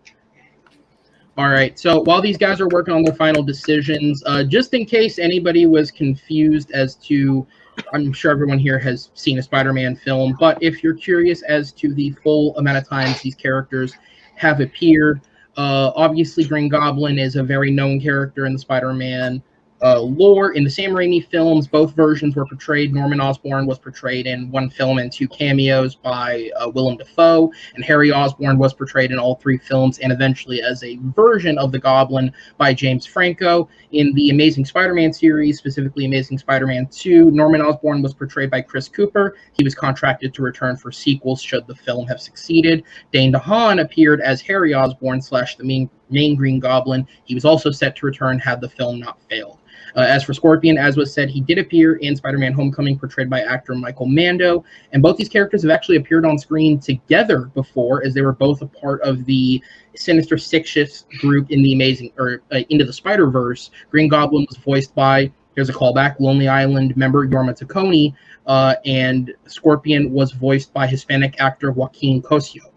Also, Spider-Man: Homecoming had way more than 3 villains if we run down the list for fun. It had Vulture, it had the civilian version of Prowler, it had 2 Shockers, it had the Tinkerer, and of course it had the civilian version of Scorpion in Michael Mando, and that's just counting the ones I can remember offhand. I'm sure there's probably more. With that said, let's go ahead and go to our judges. Austin, first up, in 30 seconds or less, tell me who won it for you and what sold it. And just a quick point of order, Evan, next time you talk for 3.5 out of the 4 minutes and don't let your opponent talk, I'm going to give it to the other person automatically. Having said that, I thought Steve made a lot of really hit harder about doing Goblin 3.0 at this point, that it would get the audience tired.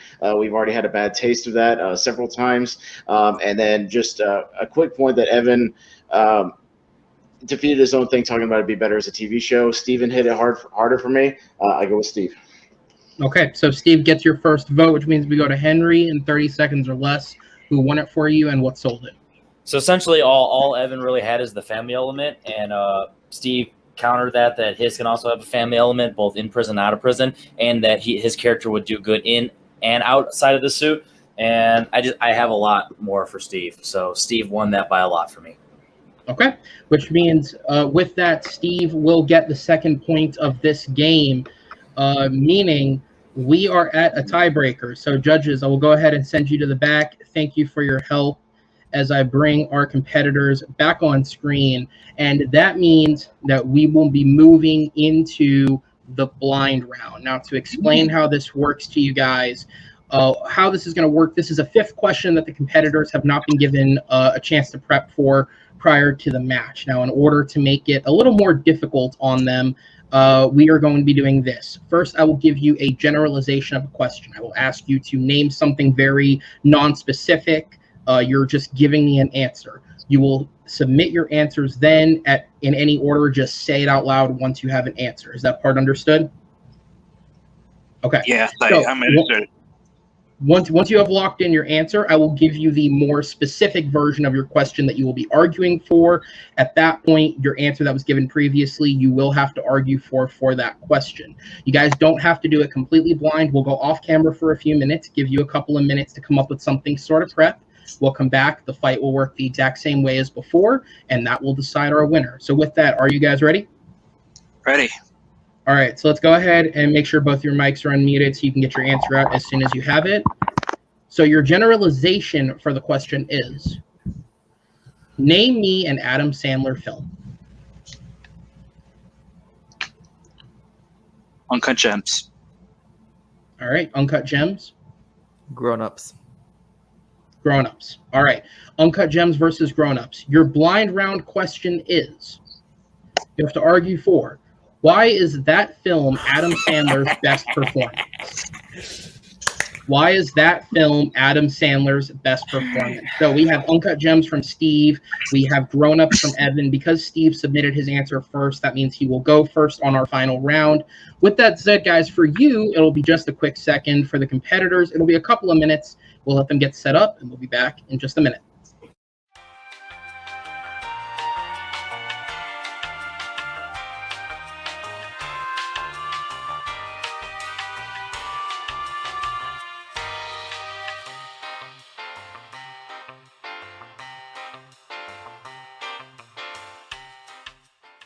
All right, and we're back. For you guys, it's been the matter of a second. For us, it has been a few minutes of prep for both these gentlemen. So to remind you, the question is, why is the film they gave us based off naming an Adam Sandler film Adam Sandler's best performance? The two films that were submitted were Uncut Gems for Steve and Grown Ups for Evan. With that said, I will go ahead and bring up the timer. Steve, as you submitted your answer first, you will be first to speak. So time starts and you begin speaking. 1 minute on the clock. Okay, we've seen Adam Sandler a whole buttload of comedic films. We've also seen Adam Sandler do some dramatic turns, whether it's as a slightly mentally damaged individual in Punch Drunk Love, or a man who lost his family in the attacks of 9/11 to Reign Over Me, or even a little bit of Funny People, where he had a little bit dramatic flair, even though that was a Judd Apatow movie and mostly hit the comedy rather than the drama.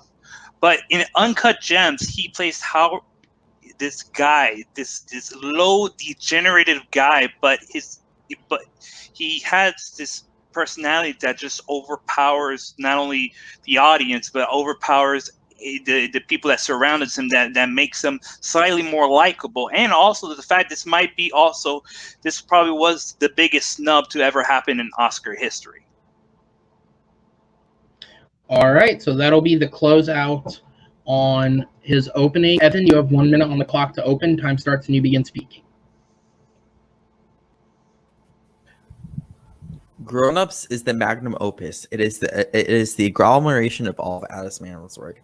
Adam Sandler has to sit on screen, not only be a dad, he has to be a childhood friend.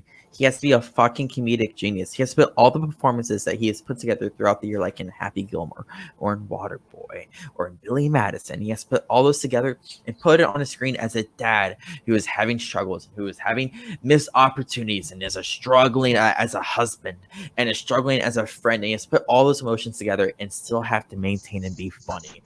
I think the issue that you're seeing here is in Uncut Gems, Adam Sandler, it was just him on that screen, a very small cast where Adam Sandler had to literally fight with the likes of Kevin James. He had to fight with the like of the other comedic geniuses. Like, there were big companies on that. And who was the funniest motherfucker in that movie? It was Adam motherfucking Sandler.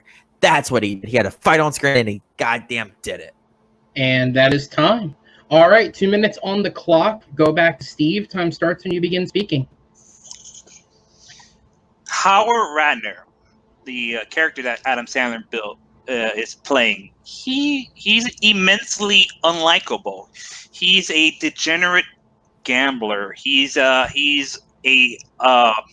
adulterer. He's just an utter certified scumbag.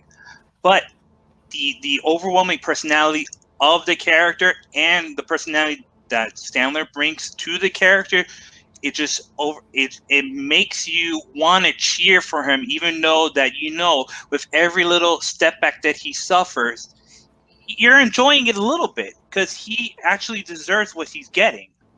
But in the penultimate scene where he's basically watching a basketball game that's for his life, he's not only is he watching a basketball game, but he's also making moves on the side with his mistress, who's played by Julia Fox, who's telling him to make bets on that said basketball game while he has to be holed up in a closed box while in his jeweler store while he watches them.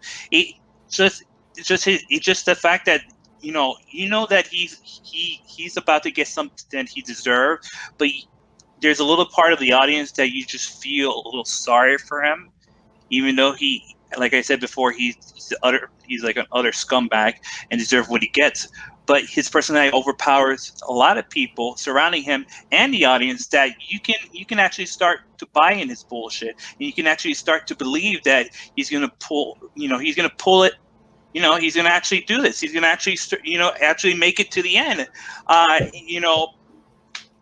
Spoiler alert, things don't turn out as good as it could be. Hence why that journey of that character is left where it is at the end of the movie. All right, and that is going to be time on your 2 minutes. Evan, you're up next. 2 minutes to expand. Time starts when you begin speaking. Yawn, you're talking about having to act against Julia Fox. Adam Sandler had to act against fucking Salma Hayek. And I think you're talking about like Adam Sandler. Have you seen Salma Hayek? I don't think any of us could act against her. We'd all just be like it's a hard challenge to act against someone like her. And you're also like wanting to talk about him being believable and stuff. Well, here's the thing: Adam Sandler is already a big basketball fan. Adam Sandler, the character that he was playing in Uncut Gems, it was a very small slice of already who he was. So it was pretty simple for him. Two Sandler, we don't know him to be a family man. Adam Sandler, we don't know him to be a childhood hero. And the fact that like he carried that Grown Ups performance, and then he carried it to make two more movies, and Grown Ups 2 and Grown Ups 3, carry that cast in the way it was is fucking incredible.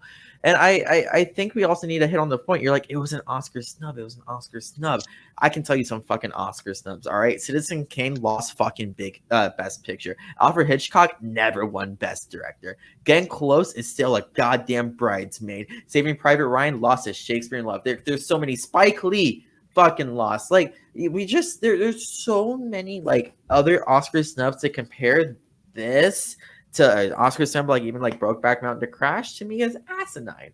And to hit on some And to hit on to some of the other points, you're calling him unlikable, certified scumbag. He's a celebrity. Those are what they're supposed to be. They're supposed to be unlikable. They're supposed to be scumbags. He does that anyways. Or like those personality wants you to cheer for him. Every single fucking video we see of Adam Sandler, we want to cheer for the guy because he, for some reason, the people radiate to him. So I think you're losing out the fact that like Grown Ups had a huge ass cast and he had a fight for that screen against Chris Rock, Marty the fucking Zebra, where Uncut Gems had a much smaller cast and he had the ability to shine, especially under the roof of the Sadie brothers. All right, and that is going to be time on that one. All right, 4 minutes of open debate is on the clock. The time starts when the first person speaks. Let's make sure we're both unmuted before we start. And go. You know, you are arguing that grown-ups being. I mean, there's actually red carpet footage of actually, you know, we don't have any evidence that he's a family member. He's always talked about his family. Even, you know, every premiere that he goes to, Adam Sandler brings his family and he talks about his family in almost every red carpet interview. But we've never seen them. Where are they? I have no clue. You've never seen him. But guess what we have seen Adam Sandler. You never seen him. Wait, you've never seen him as a family man on the screen, or never seen him as a family man in real life? Because there's plenty of evidence in both those cases.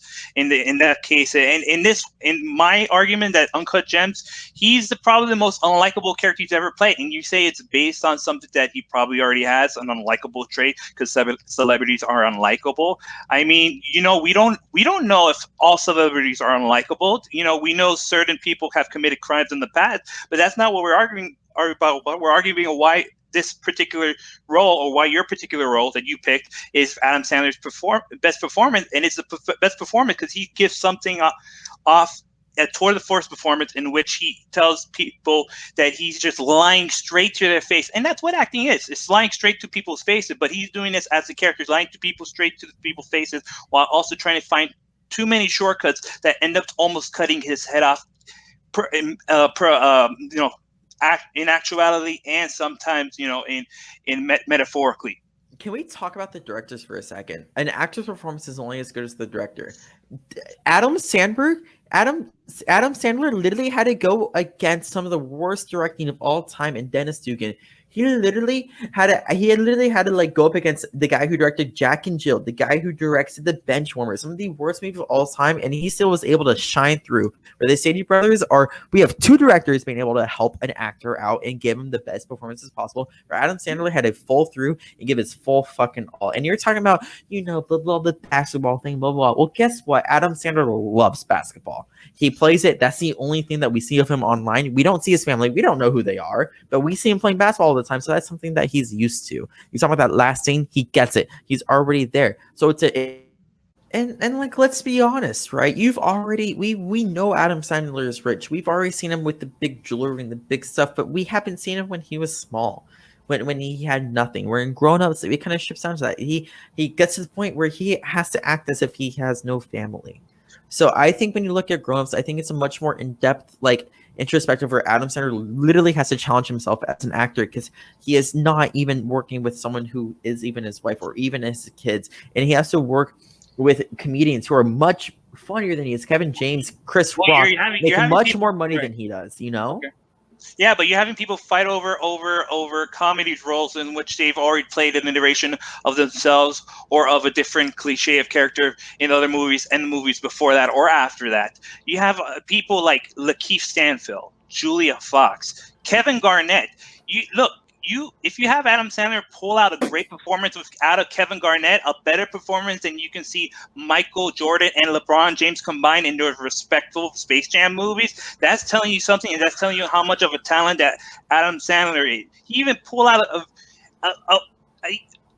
even a great performance out of the great character actor Eric Bolsanian, who's been seen in other films and hasn't been seen since on the big screen since Talk Radio.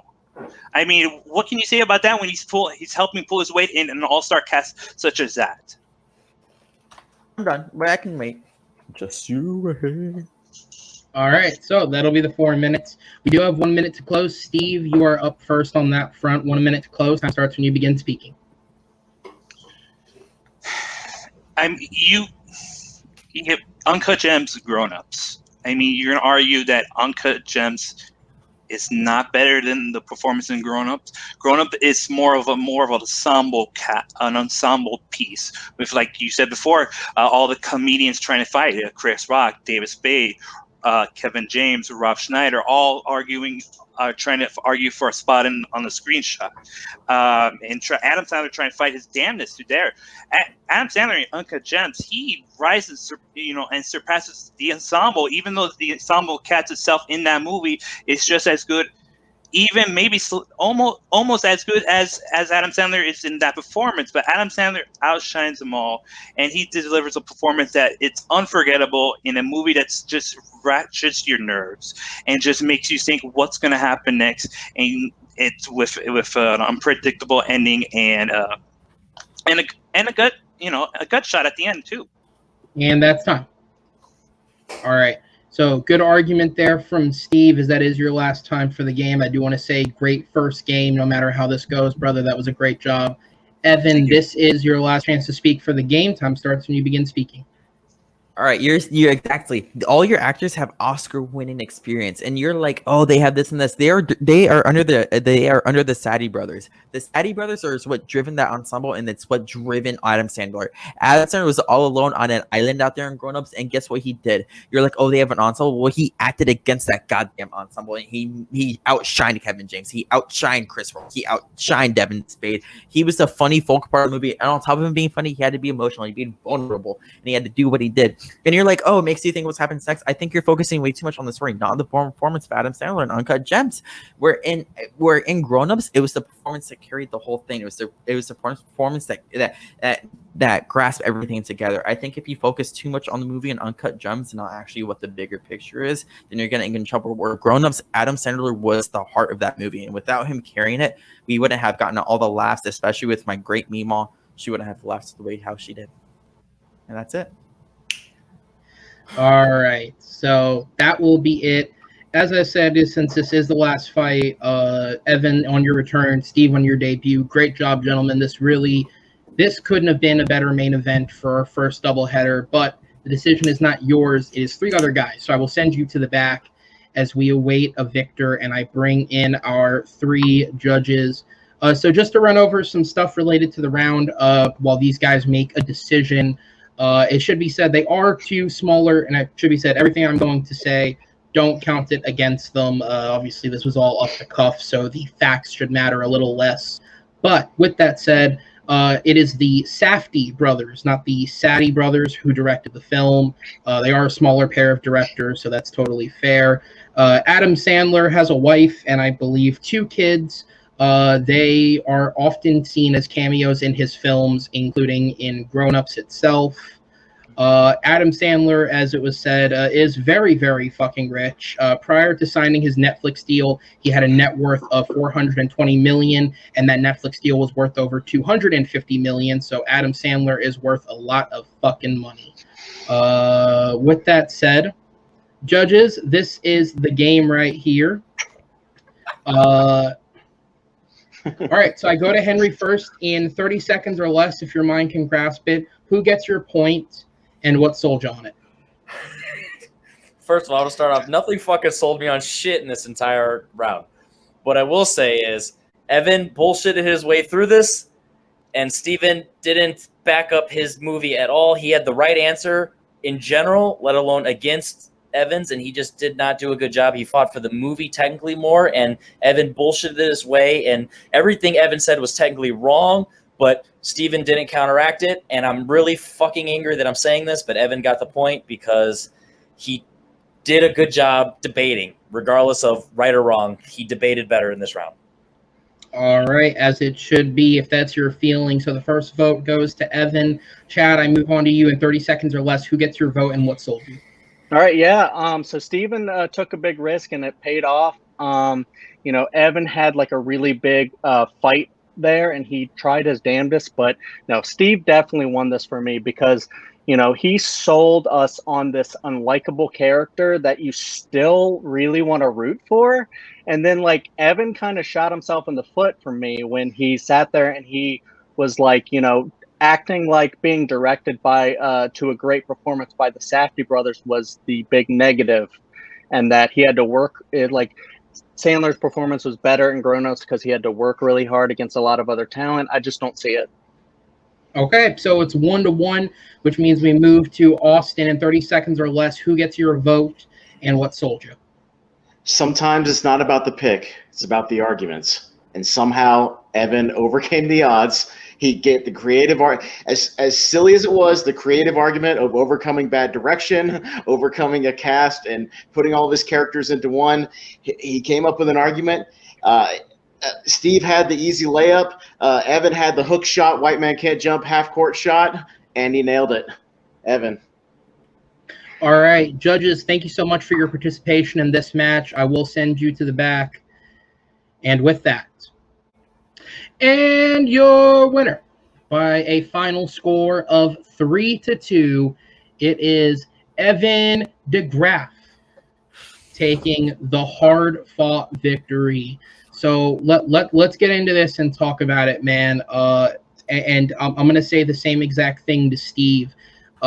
We spun a random wheel to decide these matches, and somehow every former champ we have playing in this this series of matches, whether it be a former champ of Battleground, or we have some people who won titles in other debate leagues when those were active, they all got paired up against rookies. Like, the Wheel of Fate decided to fuck over a number of our rookies. And I see Steve pointing in the background. And every single one so far has stepped up to the plate and really delivered a challenge. With that said, you are the victorious one today. How are you feeling after all that? I'm feeling good. I feel lucky, to be honest. Steve was damn good. I think it was pretty clear I was really underprepared. And that's something you and I had talked about. I don't blame you. Like, it's something I just got to get better with preparation. I've never seen Moonlight. I've never seen Uncut Gems. And I don't honestly know too much about Leonardo DiCaprio or Ryan Gosling's scripts. I think I got lucky with how much experience I had, and I was able to, especially with the grown-ups argument, just pull as much out of my ass as I could. I'm feeling good. I am feeling actually really good. I think this is normal, and I think this will actually inspire me to watch more movies really soon, especially with, I know the competition's out there tough. I think this will put me in a pretty good, like, mid-range seed in the tournament coming up. So I'm feeling okay. I think things could have gone a lot better, but I also feel confident because I know how to talk my way out of shit. It's the thing I'm best at, as we've seen tonight. We know I can do it. Yeah, teachers hate you for it, but it works out here. And so with that said, as was posted before all of this started, you know, because everyone going into the tournaments, whether it's the 1-0 bracket or the 0-1 bracket, because you all have the same record, we decided to just take the same approach and randomly spin for it. So I can't view your opponent because they have already played. And funny enough, I did aforemention them in this video because they answered that same Pixar question you did. You will be taking on rookie Tyler Birch, who defeated fellow rookie JD Domash in their opening match. Now, I know as somebody who's been out of the community for a little bit, you may not know a lot about Tyler, but what can you take from this match to go into that match versus him in the first round of the tournament? I think I have two things to carry with me. One, I am easily the best, like one of the better talkers in the league. I know my way around a conversation. I know one of the judges got mad at me about talking way too much, but part of the thing with debating, and especially in this battleground, you gotta know to take your stance and just fucking run with it. And the other thing I gotta be better at, and I know this for myself, I gotta be better prepared. I gotta watch the movies. I gotta watch Moonlight. You know, I gotta do a little bit more research on Scorpion. I probably should have watched Brave before this. I know a lot about Brave. I probably could have. And the Adam Sandler discography, I can't blame myself for. Like I said, this year's been weird with pandemic and stuff, so I'm not going to blame myself for it. But if there's anything, I'm really good at keeping notes, and I'm really good at keeping points down. I'm very good at combating and moving forward, and I plan on doing that through this league. I think in the tournament, people are not going to be ready for me because it's been so long since I've been here. You know, people might be good at trivia, people might be good with their knowledge, but there's one thing I know how to do. It's talking about fucking movies. So you better watch out, motherfuckers. All right. Well, it'll be a bit before we see you in that tournament, but I look forward to having you back, brother. Thank you for returning, and we'll see you next time. Thanks, Aaron. As we drop Evan to the back and we bring up the unfortunate second place finisher today, Mr. Steve Mesa. And again, I will say, man, I remember when we filmed that video, Spinning the Wheel. It was entirely shocking how often this matchup happened of a vet versus a rookie, and in the particularity of people who have won titles in debating getting paired up against rookies. It's a very unfair seed. And I have said very, very unfair. Pretty much every time we've had a match like this happen, and as I check my schedule to say this. So yeah, so I believe this is the last time we will have this happen. All of these matches have already been done, so you're the last one to play a champion. Wow. And like with all of them, I will say, dude, that was damn fucking impressive.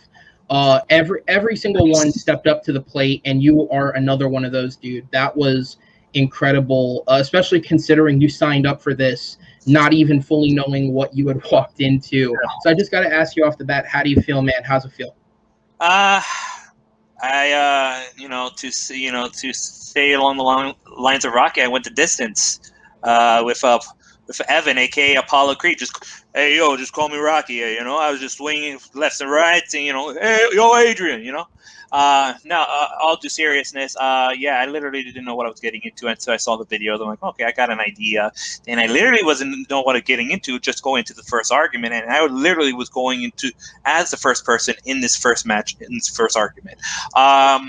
I appreciate we were a little bit off camera. Some of the judges were giving me great praise. I actually was thinking about just this would be my one and only time to retire, but apparently I actually surprised a lot of people, and it gives me a little bit of more confidence. Maybe it's just to keep on going. It's just again, my strength is trivia. I've literally like you tell me anything about trivia, it's like 90% of the times I know most of my shit. When it comes with arguing it, it's a little different because it's a different ballpark. It's a different type of environment, and it requires a lot more passion, which I definitely need to do a lot more passion and do a lot. I didn't even go to research. I didn't even research. I just did like maybe some notes on my phone last minute, literally today.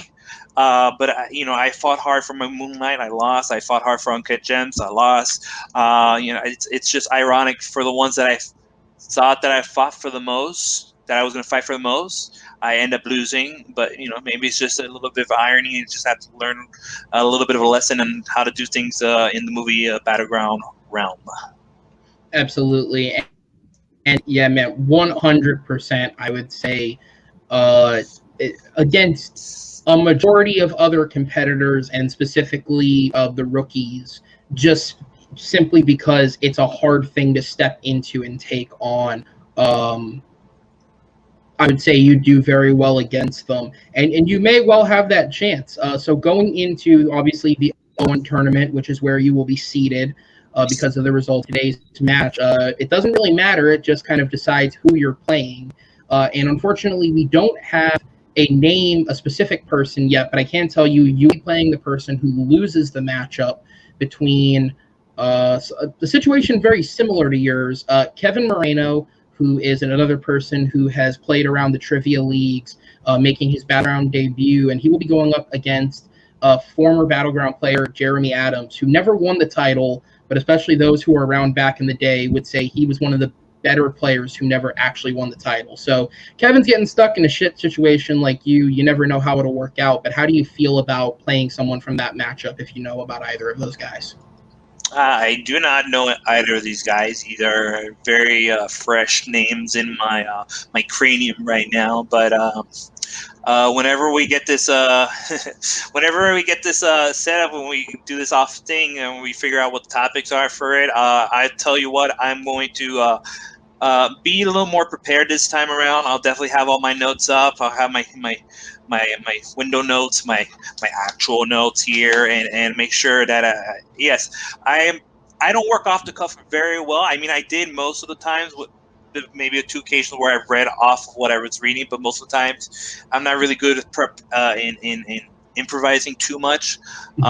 So like it's gonna be like almost 99% of the time for the future matches, I'll probably be reading off a piece of paper and probably imbuing a little bit more passion to seem like I'm not reading off the paper, which in reality I actually will be.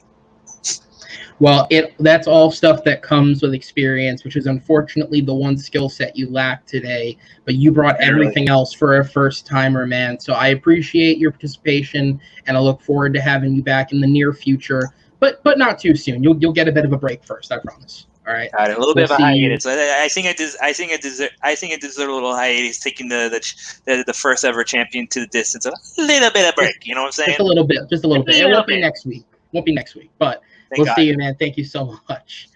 All right. And with that, guys, that will do it for not only this match, but like I said, this is the first kind of event double upload that we've had for Battleground, and I don't think it could have been a better one. If you haven't seen Matt Beer versus Medea Raymond, check out the first video that went up. This was intensity and just the pure thrill of the fight, and that one is one that would get us taken off the internet. So it's a great pairing together. Go check those out. If you haven't seen yesterday's match, because we have 3 matches go up this week. Yesterday we had rookie Noah McCausland take on one of our judges today, Henry Sanchez.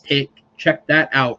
That was also a really great match. With that said, on behalf of everyone here, my 3 great judges, Austin Howe, Henry Sanchez, and Chadwick Webb, on behalf of our competitors, Evan DeGraff and Steve Mesa, on behalf of everyone here at TMG Entertainment, including myself and Mr. Matt Beer, I have been Aaron Knoll. We will see you next time on the Movie Battleground.